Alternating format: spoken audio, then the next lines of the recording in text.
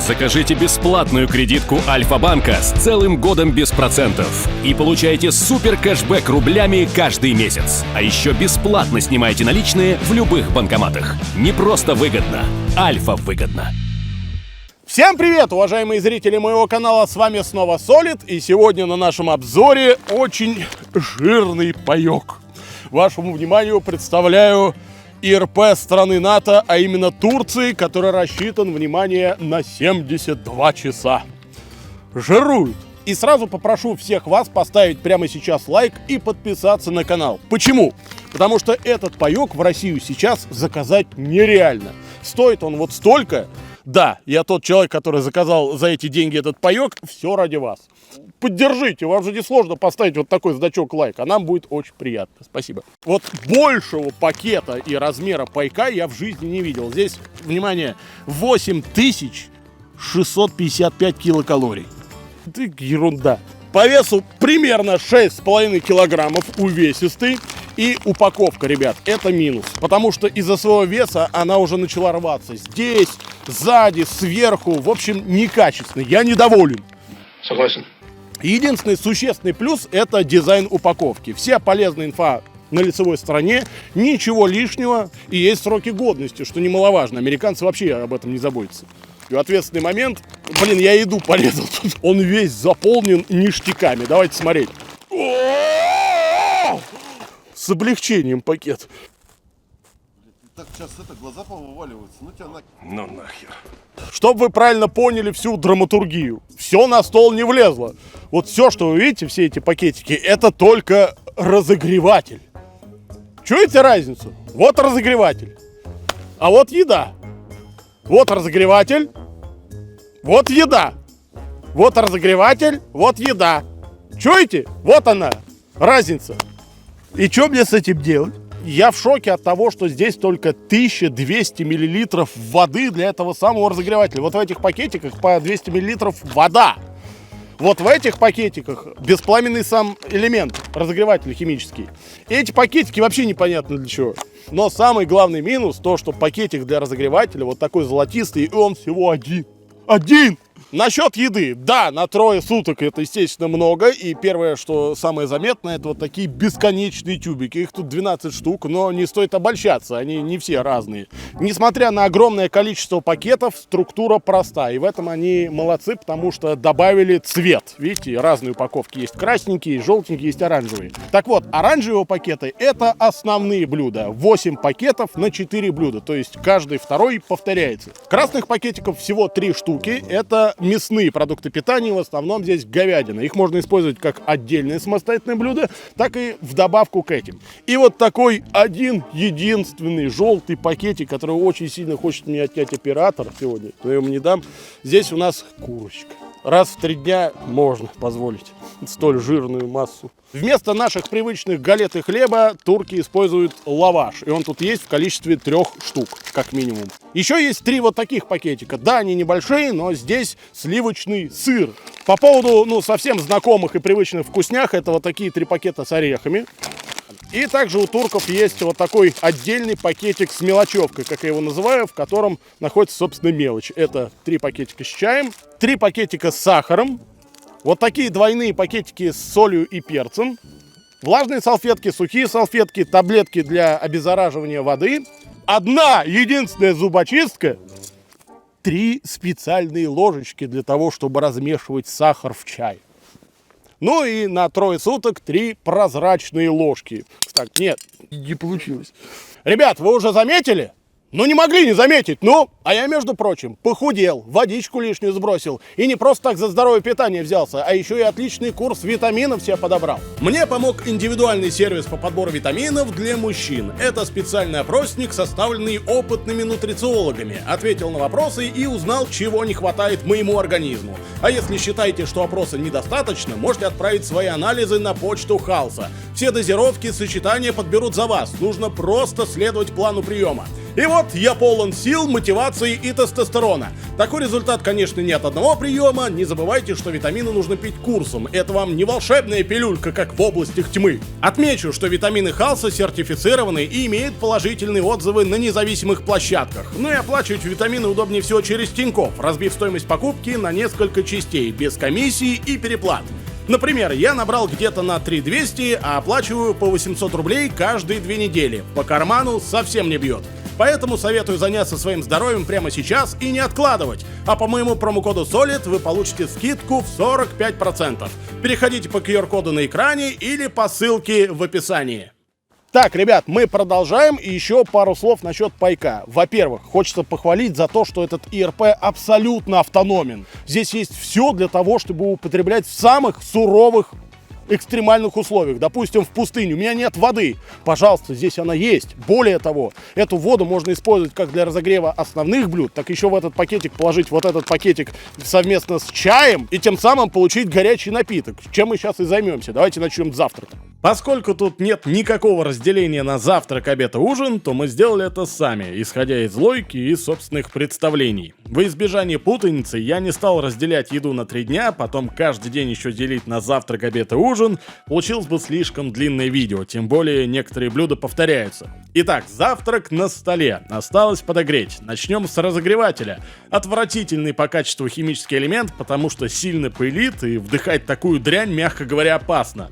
Более того, при попытке разогреть пищу он отказался работать. Совсем. Обычно даже если просрок или очень холодно, он все равно начнет свою работу, просто не сразу. А тут вообще не работает. Пришлось есть все по-спартански, холодным. Очень много всяческих разносолов мы сейчас увидим, и вы можете сказать: Солид, куда ж тебе такое пиршество-то сразу за раз не съешь? Да нет, съем. Основное блюдо — сушеные бобы с мясом, наикрасивейшее блюдо. Также прилагается рис 400 грамм, 240 грамм меда, ложка буквально застревает, лепехи со сливочным сыром, ну и все дело запить, естественно, чай. Кстати, самое безопасное то, что сейчас тут есть. Давайте начнем с основного блюда, а именно сушеные бобы с мясом. Мяско здесь используется телятина. По секрету скажу, что она тут везде используется, телятина. Ну и говядина чуть-чуть. По составу здесь мясо, белая фасоль, бульон из косточек кабачков. Как вам такое? Далее лук, томатная паста, красный перец, томат, растительное масло, сливочное масло, пшеничная мука и соль. Выглядит примерно как аналогичные продукты у американцев. По запаху, ну вот лучком отдает. Это единственное, что я ощущаю. И такой приятный томатный подливый, как будто бы кетчуп. Погнали! Умею.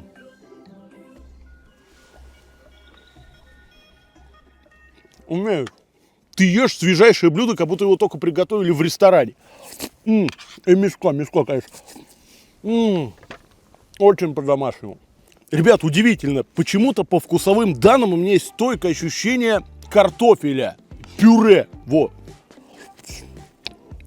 С кетчупом. Вот такой вкус. Вообще намеков нет на то, что просрок, но картошки здесь нет. Все, можно вызывать. Кого? Скоро. Это опять он! Фу-фу-фу! Ставлю 10 из 10. Очень удивили. Умею. Ни в коем случае не останавливаемся. Следом идет сразу же рис. Просто пустой рис. К сожалению, я не мог найти для него гарнира, потому что все, что там не делится, оно не делится именно сюда. Если добавлять курицу, там 1 пакетик, а здесь риса 2 пакетика, как бы на 2 дня. Возможно, что-то из красных пакетов сюда, но честнее будет красненькие пакетики обсудить отдельно. Поэтому рис едим просто так. Запах, конечно, очень хороший, годовалый рис просроченный.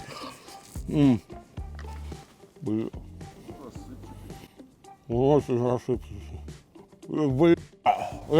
это так вкусно. Вот здесь хотя бы мне организм сказал, не надо. Я как клопов сожрал. Эти съедят здесь местные. Белочки погрызут. Боже, следом еще веселее. Насчет лепех, это отдельный разговор, потому что больше всего это мне напоминает уже чайный гриб. Немножечко оно, конечно, с запахом, но камера запах не передает, а вам приятного аппетита. Значит, смотрите, в каждом пакете их находится 6 штук, что, в принципе, на день логично. 2 на завтрак, 2 на обед, 2 на ужин. Если пробовать это существо отдельно...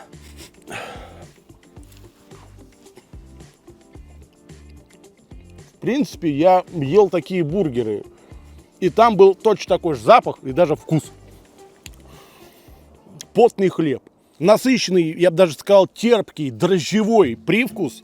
При этом очень много влаги, но визуально как будто вообще не испортилось. Даже плесени не нарисовалось. Поэтому за такой качественный подход ставлю высокий балл, 8, конечно, домой забирает. А вот это уже, ребят, интереснее, потому что это молочка. Как мы знаем, молочка очень опасна в просроченном виде, поэтому надо посмотреть, что по составу. Здесь у нас сыр, свежие сливки, сухое молоко, молочный белок, пальмовое масло, кстати, очень вредное для здоровья, и эмульгаторы Е339 и Е452. Выглядит на самом деле симпатично, как будто бы я на блин сметанки помазал. По запаху, ну вот сыр, просто сыром пахнет. Вот, можем вот так сложить и попробовать немножечко отдельно. Ну-ка.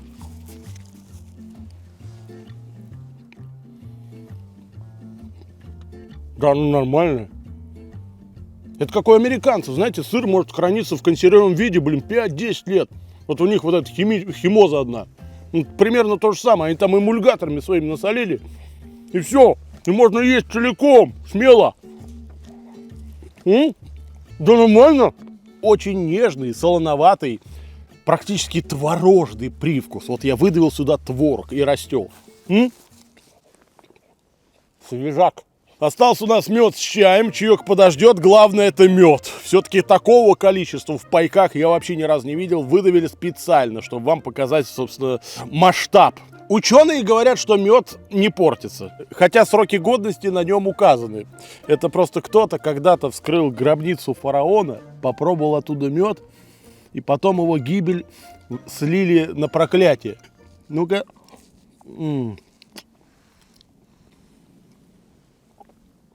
Это божественно. Я такой мед ни разу не пробовал. Он там так и написано. Цветочный мед. Но он не такой сладкий, как наш. Наш он бывает, знаете, такой терпкий. Его чуть-чуть положишь вот на хлебушек, и все, и тебе хорошо. А тут прям берешь ложку, тебе сахара как будто не хватает. Хотя сахар-то не ем. Блин. Он вкусный. Он медовый. По поводу чая. Мы честно пытались его приготовить, как я вначале об этом говорил, в разогревателе. Да, конечно, он до кипяточного состояния не дотянет, но, по крайней мере, будет тепло. Но они не справились. Наша зима победила натовский разогреватель.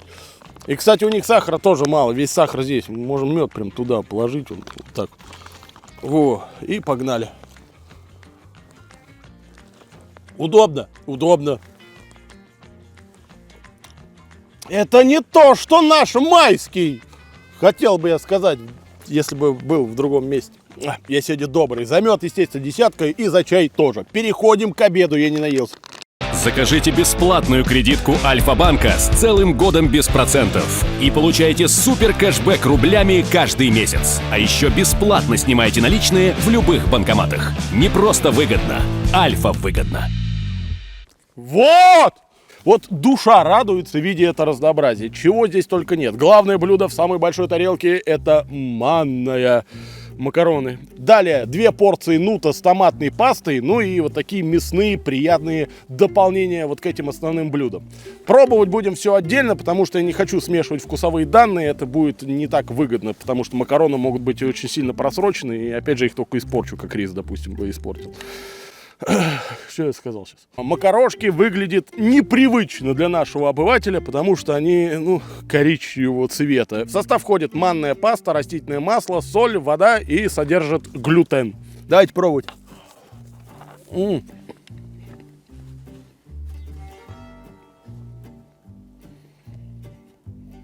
она стабильность. Абсолютно такая же история, как с рисом. Это, возможно, когда-то это было более вкусно, но сейчас это крайне постно. Я бы даже сказал, сухо. Они высушились внутри. Напитались этого масла, да, и оно склеилось все. Ну, короче, если вы отварите макароны, поставите их в холодильник примерно на 2 года, получится то же самое. Второе блюдо уже более симпатичное и сложное.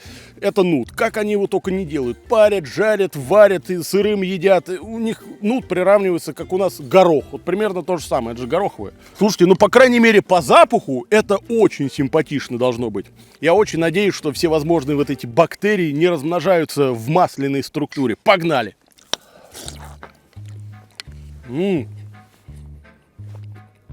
Вот вчера приготовили.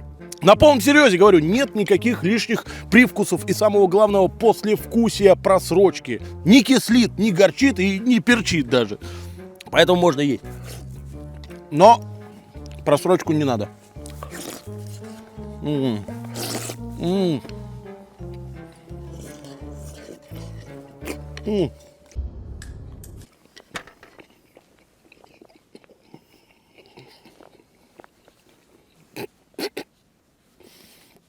Все-таки зря.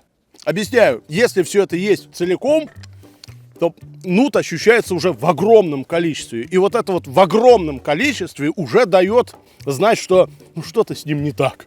И организм догадывается, что, возможно, будут какие-то последствия. Но не беда.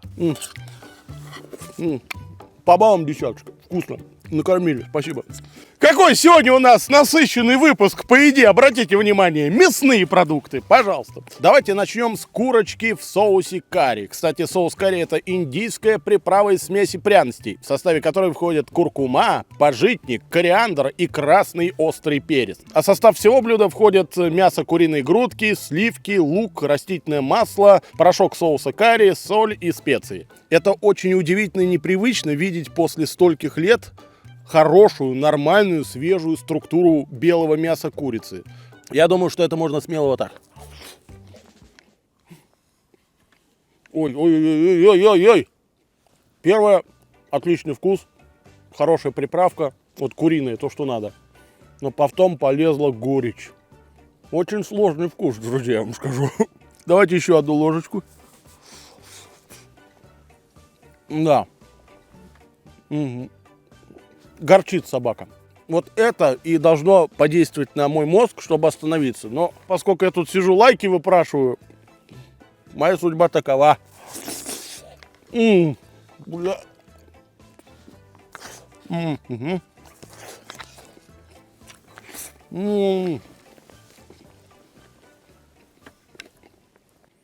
Вот опять же, когда ты пробуешь этого много, вот эта горечь, она почему-то куда-то уходит. Половина съел, все, половина вылетает. Да дай доесть-то, половину съел, ты как будто, блин, он сам обещал мне отнять курицу и сам сидит, давай не ешь, оставь мне, не дам, мое все. Мы, как организм, есть то, что мы едим. Вы же не хотите становиться просрочкой. И самое главное, не надо этим гордиться, что вот кто-то там съел и сидит такой, вот мы пробовали. Нет, это неправильно. Поэтому я доем и поставлю за это блюдо, естественно, 10. Да. Завершающее основное блюдо на обед выглядит очень странно. Я, признаюсь честно, такого за все годы съемок ни разу не встречал. В составе говядина, помидоры, зеленый перец, томатное пюре, растительное масло, соль и смесь специй. Погнали.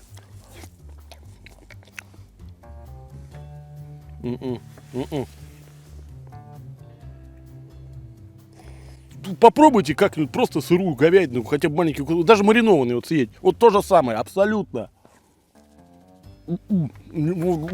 Организм сопротивляется, говорит, надо. То самое ощущение, когда боишься это глотать.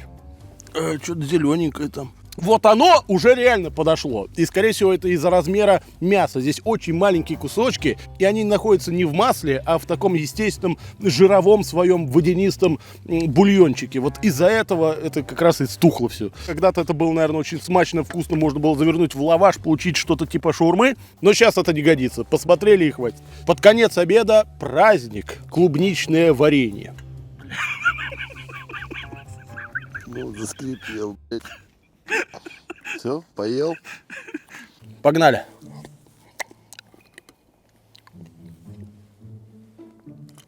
Свежак. Вот это хорошо. Чувствуешь ягодную приятную мякоть вместе с семенами. Отдельное спасибо туркам, надо сказать, за упаковку. Туба гораздо больше подходит, нежели чем какой-то неудобный пакетик, либо вот эти ванки такие маленькие. Вот они могут вскрыться, они ненадежные, и там, скорее всего, все это бы испортилось. Тем более тюбик, кстати, был не железный, а пластиковый. Металл тоже может где-то перегнуться, он не очень надежный. Поэтому за турецкий пластик. Десятка. Поехали ужинать. Ребят, вы будете удивлены, но на этом все. Больше пакетов с едой нет. Тут больше воды в этом пайке для разогревателя, который даже не работает. Пожалуй, этот паек единственный, который я могу поделиться с оператором. Я тебе вот покушать принес супчик. Я не буду. Почему? Ну, вкусно же. А? Мне тоже.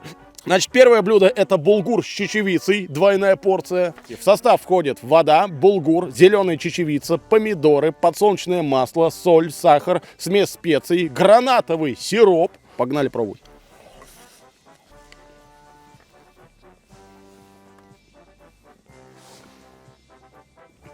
Первое, что чувствуешь, это перец.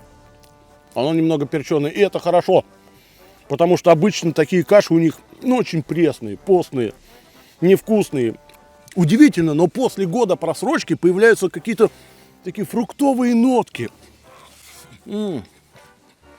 Свежак. А подсолнечное масло обладает таким сладеньким послевкусием. И только потом, где-то на подкорочке, мозг тебя напоминает: погоди, много это не стоит есть, потому что оно все равно кислятина отдает, сука.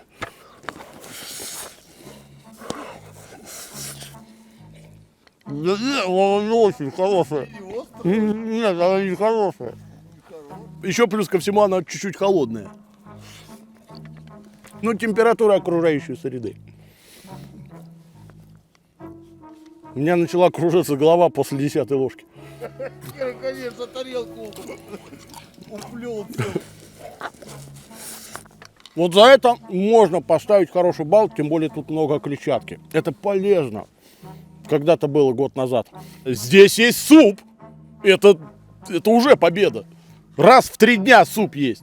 Выглядит, не спорю, интересно. Большие кусочки картошки, много мяса, есть морковочка. Вообще, в принципе, симпотное блюдо. Но не обманывайте себя, друзья, потому что вы не ощущаете этот запах. Такое ощущение, как будто бы это затхлая бочка, накрытая каким-то шифером, который стоит в деревне и преет от воды, которую туда залили еще пару лет назад летом. При этом есть отголоски картошки и какой-то, по-моему, новой жизни. Вот. Пробовать это опасно. И я чуть-чуть, очень аккуратно. Вот мясо, картошку и морковку одновременно. 3 ингредиента. Погнали. О, да. Так она такая же, как булгур. Ну, такое же говно. Значит, во-первых, безвкусно, не солено, однотипно. Мясо, картошка одного и того же вкуса. Но это из-за того, что, естественно, просрок. Она все вот так вот перемешалась. И осталась только внешняя картинка. Поэтому я его доедать не буду. Ребят, пожалейте меня. Здоровье все-таки, не молодеем все. Насчет орехов. Как вы видите, их тут огромное количество. Аж 3 пачки. На мою пачку в самый раз. Здесь 3 вида орехов. Это миндаль, фундук и арахис. Обожаю, погнали. Слушайте, вот то самое ощущение, когда ты ешь любой орех, и ты никогда в жизни не поймешь, что это за орех. Фундук ли это, арахис. Одно и то же. Немного солененькие. Они даже мягкие стали после времени. Обычно они такие более плотные. А тут, судя по всему, где-то была жидкость, какой-то конденсат скопился. Они прям зашибись. Но старые, как я. В этом году 35 уже. Бабушке на день рождения такой подарите. Дай мне тоже орехов, что ли. Дай тебе. Видите? Все херня. Давай по новой. Ах ты хуй! Иди твою коляску, иди сюда! А? Ну а сейчас традиционный вердикт. Паёк как минимум необычный. На моей памяти ни одна страна в мире еще не выпускала РП на 72 часа. Типа закинул в рюкзак и уверен в том, что 3 дня будешь сыт. Но стоит ли игра свеч? Разделения пищи-то по дням нет. После вскрытия надо все куда-то выложить, выбрать еду, потом остаток сложить обратно. Это неудобно. Но данный РП для 3 дней очень компактен. Например, наши 3 суточных пайка будут занимать гораздо больше места. Американских пайков придется брать вообще 9 штук. Там места в рюкзаке не останется. По поводу ценника, я уверен, что на родине он стоит копейки. Но из-за курса валют, проблем с доставкой, плюс это какая-никакая редкость, ценник неадекватен. На эти деньги можно так гульнуть в ресторане, а не жрать просрочку зимой в лесу. Поэтому что? Правильно, с вас лайк и обязательная подписка на канал. Я все вижу, очень много людей смотрит вообще без подписки. Непорядок! Смело подписывайтесь, это тем более бесплатно. Да, на предыдущем ролике мы разыгрывали ИРП СМЕРШа, и, внимание, победителей будет 2. Тима Малой, которого так поддержал народ, и Ксани Фалган. Свяжитесь со мной через ВК, обсудим, как вы получите приз. Поздравляю! Вот, как-то так. На этом пока что все. Всем огромное спасибо за лайки, комментарии, поддержку. Всем удачи, всем пока!